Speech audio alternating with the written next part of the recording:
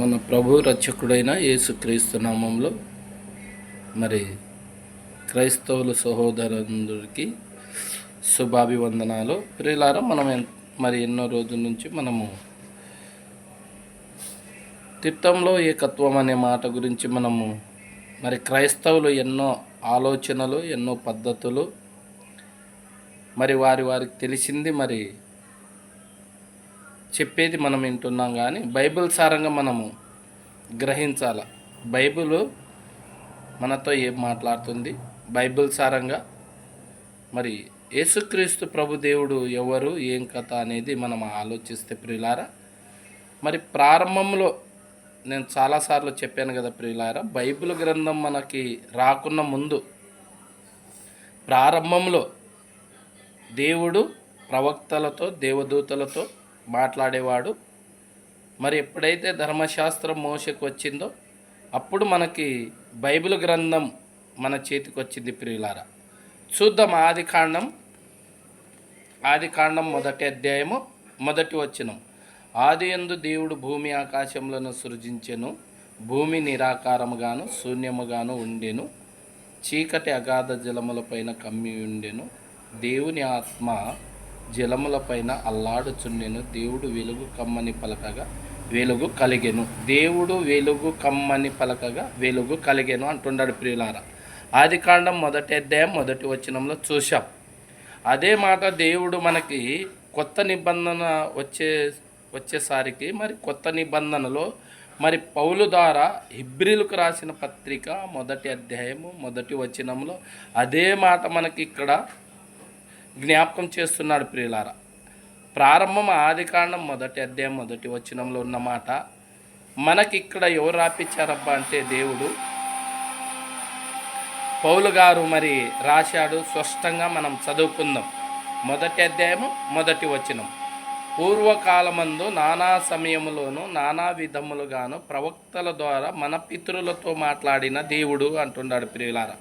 పూర్వకాలమందు Bible గ్రంథం మన చేతికి రాకున్న ముందు, పరిశుద్ధ గ్రంథం మరి సృష్టింపబడక ముందు, మరి మోషకు 10 ఆజ్ఞలు ఇవ్వక ముందు మరి దేవుడు ఎలా మాట్లాడాడంటే హెబ్రీలకు రాసిన పత్రిక మొదటి అధ్యాయం మొదటి వచనములో, పూర్వకాలమందు నానా సమయములో నానా విధములుగాను ప్రవక్తల ద్వారా మన పితరులతో మాట్లాడిన దేవుడు ఈ దినముల అంతమందు కుమారుని ద్వారా మనతో మాట్లాడేను అంటున్నాడు ప్రియులారా.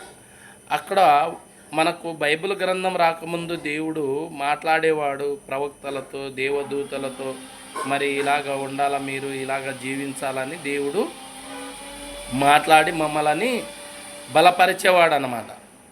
మరి మనము ఎంత మాట్లాడినా మనం అలాగే దేవుని మాట అతిక్రమించి పాపం చేసినాం కాబట్టి మనకి అర్థం అవ్వడానికి మరి యేసుక్రీస్తు ప్రభు శరీరధారిగా సంపూర్ణిగా మన మధ్య నివసించి ఆయన జీవితం 33.5 సంవత్సరాలు భూమి మీద బ్రతికిన దేవుడు మరి మన పాపాల కొరకు, సర్వమానవ పాపాల కొరకు ఆయనే సిలువలో మరి భరించి మరణించి 3వ రోజున మృత్యుంజయుడైన మాట మనందరికి తెలుసు. కాబట్టి ప్రియులారా, ఇక్కడ ఏమంటున్నాడంటే నా పూర్వకాలమందు నానా సమయంలో నానా విధములుగా ప్రవక్తల ద్వారా మన పితరులతో మాట్లాడిన దేవుడు ఈ దినముల అంతమందు కుమారుని ద్వారా మనతో మాట్లాడెను.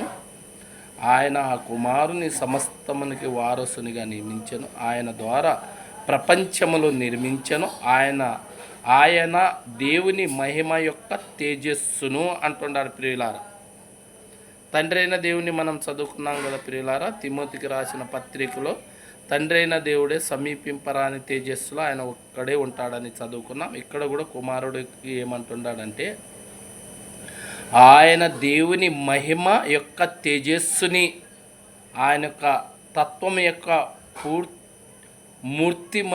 మూర్తిమంతమై ఉండి తన మహాత్మ్యము గల మాట చేత సమస్తమును నిర్మించుచు పాపముల విషయంలో శుద్ధీకరణ తానే చేసి దేవదూతల కంటే ఎంతో శ్రేష్టమైన నామమును పొందెను. వారికంటే అంత శ్రేష్ఠుడు ఉన్నత లోకమందు మహిమ గలవాడుగా దేవుని కుడి పరిశమున కూర్చుండెను అంటున్నాడు ప్రియులారా. ఇక్కడ సమస్తం ముగించిన తర్వాత మరి సిలువలో మరణించి మృత్యుంజయుడే పరలోకానికి వెళ్ళిపోయి తండ్రితో ఉన్నాడు ప్రియులారా. మరి మనము బైబిల్ గ్రంథం అంతా పరిశీలించి ఆలోచించినప్పుడు ప్రియులారా, మరి తండ్రి వేరేగా, కుమారుడు వేరేగా, పరిశుద్ధాత్మ వేరేగా ఉన్నప్పటికీ వాళ్ళు ముగ్గురు ఎక్కడ ఉన్నా ఒకటిగా ఉండే, వాళ్ళు ఏ పని చేసినా ఒకటిగా చేసినట్లు బైబిల్ గ్రంథం స్పష్టంగా మనకి మాట్లాడుతుంది. మనం ఆ మాట ఆలోచించుకునాలి. చూద్దాం ప్రియులారా. హెబ్రీయులకు రాసిన మొదటి పత్రిక మొదటి వచనం చూసినాము.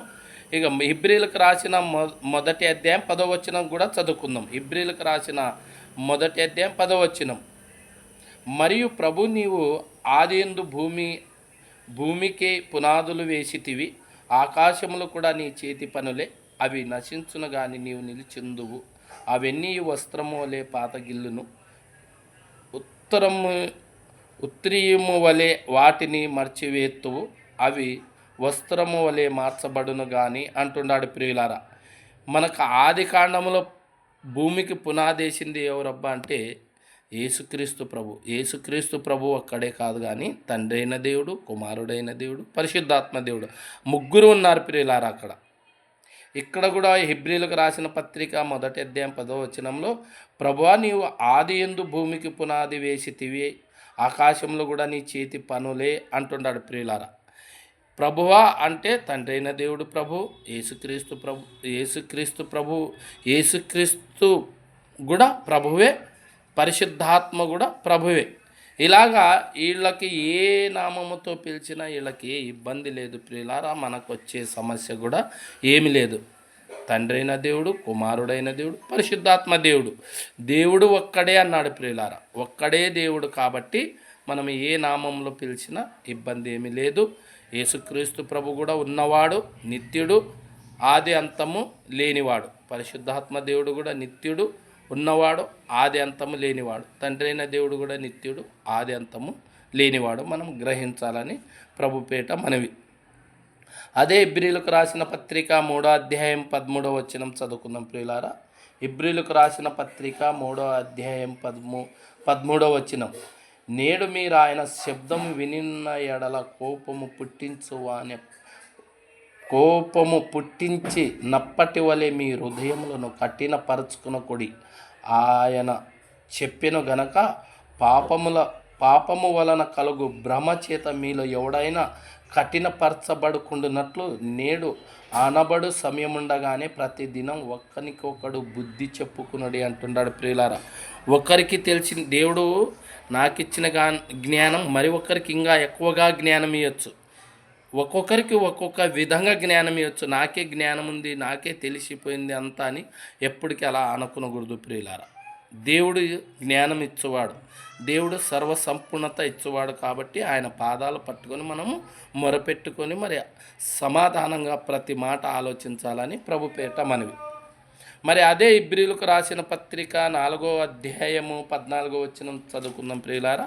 హెబ్రీయులకు రాసిన పత్రిక 4వ అధ్యాయం 4వ వచనం. హెబ్రీయులకు రాసిన పత్రిక 4వ అధ్యాయం 4వ వచనం.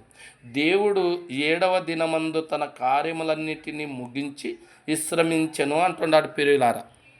ఇది మనం ఎక్కడ చూస్తామా? ప్రారంభం ఆది కాండములో చూస్తాం. మరి దేవుడు 7వ దినమందు తన కార్యములన్నిటిని ముగించి విశ్రమించెను. ఇక్కడ దేవుడు ఎవరు? యేసుక్రీస్తు ప్రభు. అక్కడ దేవుడు మనం తండ్రి దేవుడు అనుకుంటున్నాం. అక్కడైనా యేసుక్రీస్తు ప్రభువే, ఇక్కడైనా యేసుక్రీస్తు ప్రభువే. మరి దేవుడు 7వ దినమందు తన కార్యములన్నిటినీ ముగించి విశ్రమించెను. విశ్రాంతిలో వెళ్ళిపోయిన దేవుడే మరి కుమారుడుగా కన్యమరియ గర్భమందు మనము చేసిన అపరాధముల చేత, పాపముల చేత చచ్చిన వారై ఉండగా మనకు బ్రతికించడానికి యేసుక్రీస్తు ప్రభు భూలోకానికి వచ్చాడు. కాబట్టి మనము పాపులను రక్షించేవారిగా, మరి ప్రేమ కలిగి, ఐక్యత కలిగి, మరి క్రీస్తుని మహిమపరిచేవారిగా ఉండాలని ప్రభుపేట మీ అందరికీ ఇంకొకసారి వందనాలు చేస్తూ ఈ మాటలు మరి ముగిస్తూ సెలవు.